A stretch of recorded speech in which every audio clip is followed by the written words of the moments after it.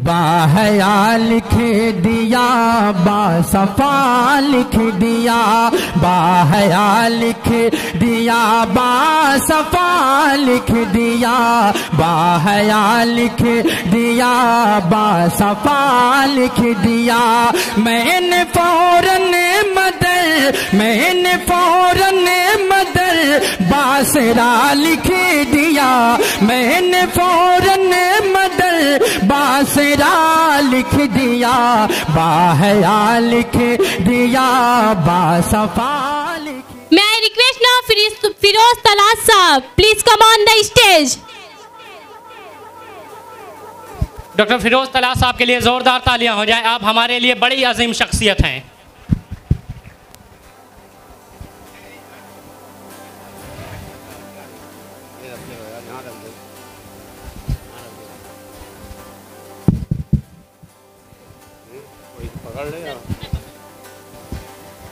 अस्सलाम वालेकुम वरहमतुल्लाहि वबरकातुहू।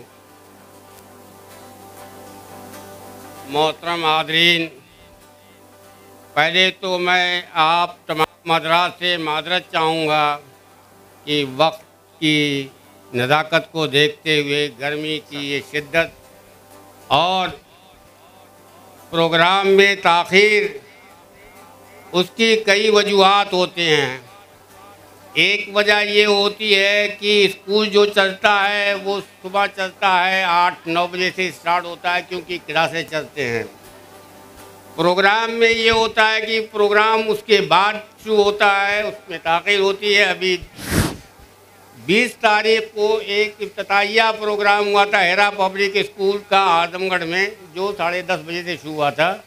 और वहाँ मेहमान जो पहुँचे थे, जो ख़ास तौर से लखनऊ से तशरीफ़ फरमा थे, वो ताख़ीर से पहुँचे 12 बजे। बहरहाल वो 2:30 बजे तक प्रोग्राम चलता रहा। उस गर्मी में लोग बैठे थे, इंतज़ार भी कर रहे थे और सुना भी उन्होंने। आज के जो प्रोग्राम में थोड़ी सी ताख़ीर हुई, उसकी एक वजह ये थी कि इस प्रोग्राम में 2 मेहमान थे, दोनों IPS थे।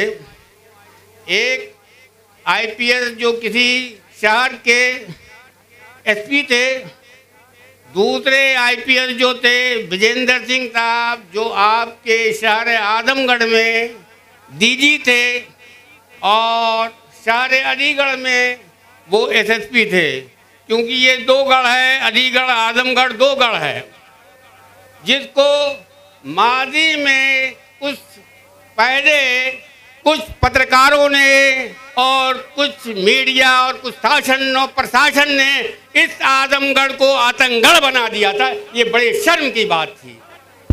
आजमगढ़ आज हिंदुस्तान के अंदर अपनी एक लीडिंग पोजीशन रखता है। इस वक्त मौजूदा प्रेसिडेंट स्टेट अमेरिका के जो सदर हैं, उनके एक उनके कार्यकर्ता, उनके एक नुमाइंदे, उनकी एक सलाहकार कमेटी के मेंबर आपके इसी गांव बिंदवर के लाने वाले हैं। ये फख्र की बात है। तो क्या अगर वो शख्स अमेरिका में बन सकता है एडवाइजरी बोर्ड का मेंबर, तो क्या हम नहीं बन सकते हैं? मगर ये है कि ये काम हमें करने के लिए अज़्म करना पड़ेगा। अब आप ये सोचेंगे कि हमारे 2 मेहमान थे, दोनों मेहमान नहीं आ सके, क्या वजूहात है? तो मैं वो भी बताता चलूँ। एक मेहमान जो है वो SSP जो थे, ऑन ड्यूटी थे। जाहिर सी बात है, आज जो है आपके यहाँ हलफ बर्दारी हो रही है। जो MLAs चुने गए हैं, तो वो अपने शहर को देखेंगे, वो आपके प्रोग्राम में नहीं आ सकते थे। दूसरे जो थे हमारे विजेंद्र सिंह, जो डायरेक्टर जनरल पुलिस होकर रिटायर हुए थे यूपी के, उन्होंने एक पैगाम भेजा है। क्योंकि वो परसों उन्होंने ये बताया मुझे कि उनके बेटी का फ़ोन कहाँ अमेरिका से आ गया, जिसकी वजह से क्योंकि उनके दामाद का एक्सीडेंट हो गया है, वो इमरजेंसी कॉल पर अमेरिका जा रहे हैं। तो जाहिर सी बात है, ऐसी नागानी सूरत हाल में आदमी कुछ नहीं कर सकता है। अब लोग यहाँ जो होते हैं वो चिमगुइयाँ ज़रूर होती है कि अरे भाई, इनके यहाँ जो पैड पर, जो इनविटेशन कार्ड पर जो मेहमान छपे थे, वो मेहमान क्यों नहीं आए? तो उसकी दोनों वजूहात मैंने आपको बता दी हैं। इस पे हमें गौर नहीं करना है, इस पे हमें फिक्र नहीं करना है। हमें इस वक्त फिक्र करना है अपने नौनहार बच्चों पे। जो ये बच्चे बैठे हुए हैं, जो आज के बच्चे हैं, कल के मुल्क के, हिंदुस्तान के प्राइम मिनिस्टर भी बन सकते हैं, प्रेसिडेंट ऑफ इंडिया भी बन सकते हैं, मगर जब हम उनको सही तालीम देंगे। बच्चों की इब्तदाई तालीम बच्चों की माँ की गोद होती है।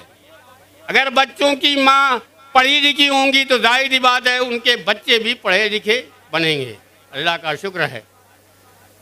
अब मैं सवाल इस बात का होता है कि ऐसी सूरत हाल में जब हमारे भतीजे सादिक साहब ने कहा कि चाचा क्या किया जाए, तो मैंने कहा बेटा घबराओ नहीं, ऐसा है कि कुछ ना कुछ इंतज़ाम होगा।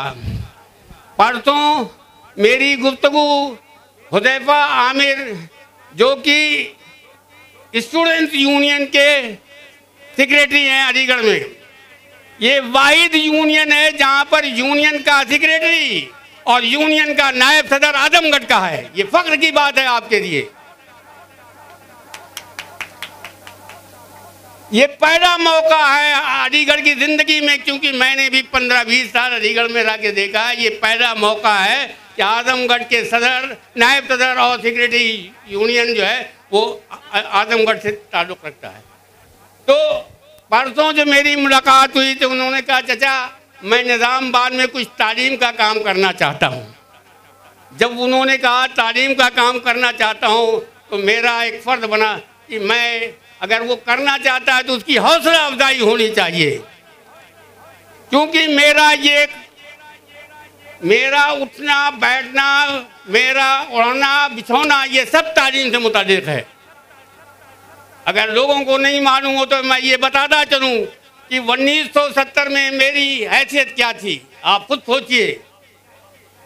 पहली मरतबा कालीकट की कॉन्फ्रेंस में मैंने अलीगढ़ मुस्लिम यूनिवर्सिटी की हैसियत से वहाँ पर लीड किया था डेलीगेशन को 1970 में। और अल्लाह का शुक्र है वहाँ एक मकाम भी मैंने हासिल किया कि जब वहाँ पर 10 प्रोमिनेंट फिगर की लिस्ट आई थी अखबारों के अंदर, I am one of them, मैं उनमें से एक था। मेरे वतन भाई एक आए हुए हैं, नाम तो मैं उनका नहीं मालूम है, वो ताल्लुक़ रखते हैं भारतीय जनता पार्टी से। मैं बताता चलूँ कि इस मुल्क के प्रधानमंत्री अटल बिहारी वाजपेयी से हम लोगों ने 15 मीटिंगें की थी। वो वाहिद मंत्री है जिसने जो है प्राइम मिनिस्टर है जिसने आपके लिए कुछ किया है। हिंदुस्तान की तारीख में बम्बई बम ब्लास्ट होता है जिसमें ज़्यादातर लोग कहाँ के होते हैं, आजमगढ़ से ताल्लुक़ रखते हैं। जो गिरफ्तार हुए हैं, जो बंद हुए हैं, उनमें नौनहार 4 साल का बच्चा भी गिरफ्तार हुआ, जो अपनी आंखों से मैंने देखा। उस 4 साल के बच्चे को किस तरह से उसको दूध की जगह पर, पानी की जगह पर उसको पेशाब पीने को मुहताज किया गया। जब ये हुआ कि भाई जो उसमें सही है उनको छोड़ दिया जाए, जो गलत है तो उनको जो है सज़ा होनी चाहिए, जिसने जो काम किया है उसकी सज़ा होनी चाहिए। तो उस वक्त के प्राइम मिनिस्टर ने कहा कि भाई सवाल इस बात का होता है कि इसमें हम क्या कर सकते हैं, बम तोड़ा है लोगों ने। जिनको आप यहाँ पर, आप लोगों ने जो बम्बई में रहते हैं, खासतौर से आजमगढ़ के मुसलमान, जिन्होंने मुलायम सिंह को मुल्ला मुलायम सिंह का के डिनोट किया और आज उनके हम पीछे चले हुए हैं। मुलायम सिंह का किरदार ये है, जब वो रक्षा मंत्री थे उन्होंने कहा मुसलमान अगर बम तोड़ेगा तो गिरफ्तार नहीं होगा, ये उनका जुमला था। मगर हम पीछे आए कि मुलायम सिंह बड़े अच्छे हैं, बड़े अच्छे हैं। दूसरी चीज़ ये भी बताता चलूँ कि उस अटल बिहारी वाजपेयी के दौर इक़्तिदार में 15-25 आदमियों की जमानत हुई बम्बई बम ब्लास्ट में। बाद में उन्होंने, जब हम 65 लोग रह गए तो हम लोग दोबारा गए और उन्होंने कहा कि भाई जावेद साहब की क़यादत में गए थे, जावेद हबीब साहब यूनियन के प्रेसिडेंट थे। उन्होंने ये कहा कि भाई जावेद ऐसा है कि अब ये हार्ड कोर के लोग हैं और हार्ड कोर के लोगों को छोड़ा नहीं जा सकता है। ये उस वक्त के डिफेंस मिनिस्टर कह रहे थे। कौन थे? अडवाणी जी। अरे वो थे, क्या नाम है, अडवाणी जी थे, गालवन, यही है ना। तो जब वो नहीं छोड़े जा रहे हैं तो ये हुआ कि भाई इसकी रिव्यू कमेटी बना दी जाए। मिस्टर पासवान उस वक्त MP थे और मिनिस्टर भी थे, उनकी क़यादत में एक रिव्यू कमेटी बनी। मगर रिव्यू कमेटी क्या है, ये लॉलीपॉप है दिया जाता है। समझा आपने? नहीं हुआ। उसने जो है 25 आदमियों की जमानत की, 65 आदमी रह गए, रिव्यू कमेटी हुई, कुछ नहीं हुआ। उन्होंने फिर बाद में कहा कि भाई ऐसा है कि ये तो कोर्ट का मामला है, अब कोर्ट से फैसला होगा। अल्लाह का शुक्र है उसमें बहुत से लोग सुप्रीम कोर्ट से बरी हुए। जब तालीम की बात हुई तो हमारे बड़े भाई हैं ये अबू शाबे साहब, 7 रोज के बड़े हैं, उन्होंने हमसे कहा कि भाई हम लोग चाहते हैं स्कूल बनाना। हमारे भतीजे सादिक साहब ने कहा, मैंने कहा बेटा ये बताओ तुम्हारे पास जगह है? तो क्योंकि इनको ससुराली हक आपने दिया है, ये बड़ा एहसान आपने किया है। उस वक्त मैंने इनसे कहा था कि मैं चाहता हूं कि नंदाओं में एक यूनिवर्सिटी कायम हो और एक जो है एजुकेशनल हब हो, जहां बच्चों की सही तालीम तरबियत के साथ साथ टेक्निकल और तालीम भी दी जाए और कुछ पैरामेडिकल मेडिकल के साथ और चीज़ों पर काम किया जाए। 2013 में इसकी बुनियाद इसी सरजमीन के एक आदमी ने रखा जिसका नाम था फ़खरुल इस्लाम, अलीगढ़ की हैसियत थे, मगर अमेरिका की हैसियत से वो फ्रैंक इस्लाम हो गया। फ्रैंक कब हुआ वो तो बात की बात है, ये तो लोग पता लगाएंगे। बहरहाल चूँकि फ़खरुल इस्लाम साहब और शाबे साहब पंजुम तक, दर्जा पंजुम तक मकतब मदरसतुल इसरार में पढ़े हैं, वहाँ से तालीम हासिल की कि उन्होंने ये कहा कि भाई मेरा साथी है, मेरा किदार फेलो है, उससे कराया जाए। भाई ठीक है।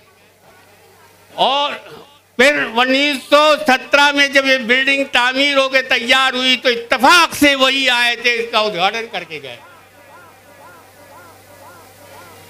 बहरहाल आज आपके सामने ये 3 साल का बच्चा जो है ये देख रहे हैं आप, खड़ा है।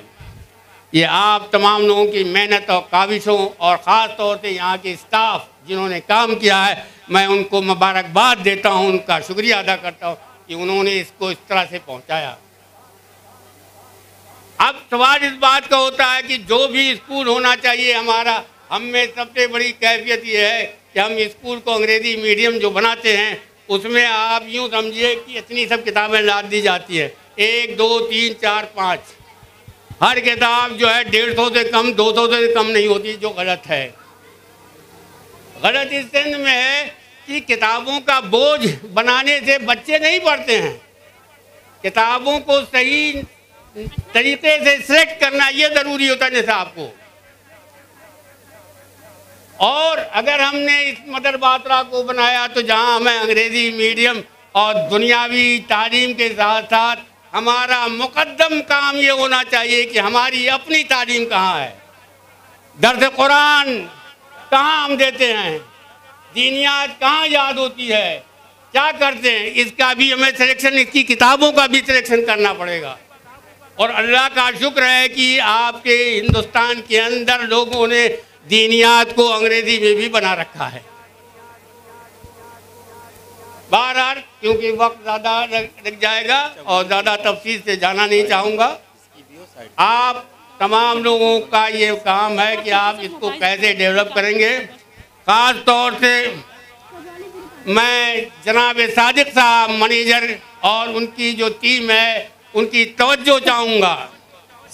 एक जरूरी ऐलान, 4405 जिसकी भी गाड़ी है वो साइड कर ले प्लीज। उनकी तवज्जो मैं चाहूँगा कि वो कम से कम निसाब के साथ साथ बच्चों को लाने के लिए आपके तमाम इस उर्ब जवार के गांव में डोर टू डोर जाना होगा, कन्वेंसिंग करनी होगी, बताना होगा। और ये भी बताना होगा कि अगर मान लीजिए वो मेरे पास आते हैं पूछने के लिए कि भाई आप अपने बच्चों को भेजिए, तो मैं सबसे पहला सवाल मेरा ये होगा कि आप क्या वो क्या चीज़ है जो मैं अपने बच्चों को भेजूं, तो वो चीज़ भी इन्हें बनानी पड़ेगी। अल्लाह का शुक्र है कि इस खादिम ने सन 2018 में एक अपने वतन पर एक स्कूल बनाया।